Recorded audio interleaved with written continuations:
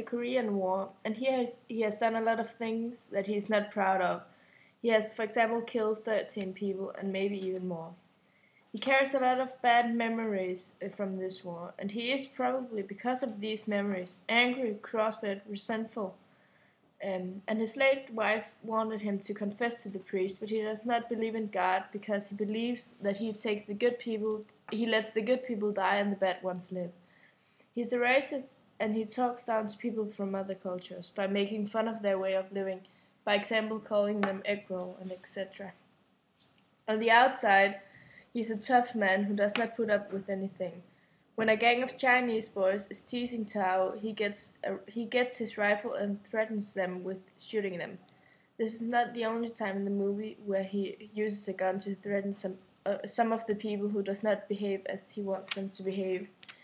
Besides racist opinion, the anger and the resentfulness, he's a lonely and bitter man. We haven't seen him before his wife died, but we can assume that he was a bit more tolerant when his wife was alive. Maybe he's this angry because he's mourning about his wife. He easily gets angry, especially with the young lazy generation. He does not show that he's lonely in the beginning, but after a while he starts softening. When he is invited to a barbecue, he said, "I might as well drink with a bunch of strangers than drink alone." Here he hides that he actually really wants to be together with some people, Chinese or not. Okay. He starts showing his feelings. He gets happy, caretaking, loving, and less selfish.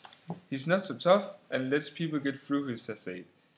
He's not so tough anymore. He wants to be in the room with other people, and he helps other people even when he's not asked for his help. For an example, when he makes sure that Tao gets a job and he buys the tool he needs, and when he's beaten up and the tools are got broken, he does not get angry. The only thing he says is, "Just say if you need anything." Okay. When the emotion appears in the movie, the camera goes close up to the characters. When Sue got beaten by the gang members and comes over after the gunshot, we see him seeing Sue. The camera close up to Walt, and the camera close up to his hand when he drops the glass with Chinese wine. Otherwise, the camera is filming on a normal level. It zooms in when the audience has to get the same feeling as the character wants to show. A way of underlining his feelings of the character. The themes in the movie are loss, love, death, alive, racism, new friendship, family values, tolerance, and gangs.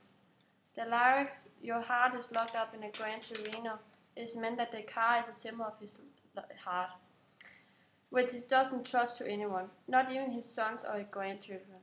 He won't let anyone drive or touch the car, and then it makes most unlikely twist when he borrows the car to the car comes a symbol of love, and as with all symbols of love, it cannot be taken. The primary struggle in the movie is between tradition, culture, and the rootlessness often promoted by American liberalism. Eastwood's character, Walt, finds himself completely dislocated, living in a neighborhood suddenly unrecognizable to him, populated with people that are not only strangers to him, but culturally unfamiliar.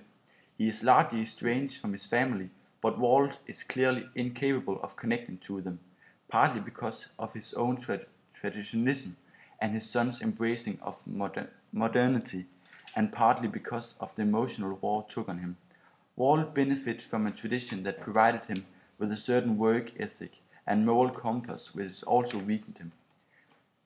The central point of comparison is the movie is between his grandkids and the two young Asian teenagers who live in his neighborhood. His own grandkids are incapable of respect for others, reject Walt as a retired man, and seem lost in the fashionable, technology-driven style that dominates the day. The third set of teens, also Asians, are caught somewhere between their very traditional culture and the liberalism that tolerates but also encourages the conditions that prove inhospitable. Walt befriends two of them despite their awkwardness. They are both more modern and more Americanized than their parents, but respect the tradition their parents have. They seem able to weather the tumult and danger of their neighborhood only because of the moral it provides.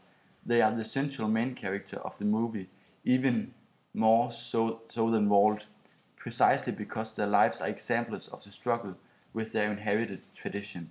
Gran Torino managed to capture a central paradox of American life, its openness to cultural diversity and the importance of culture.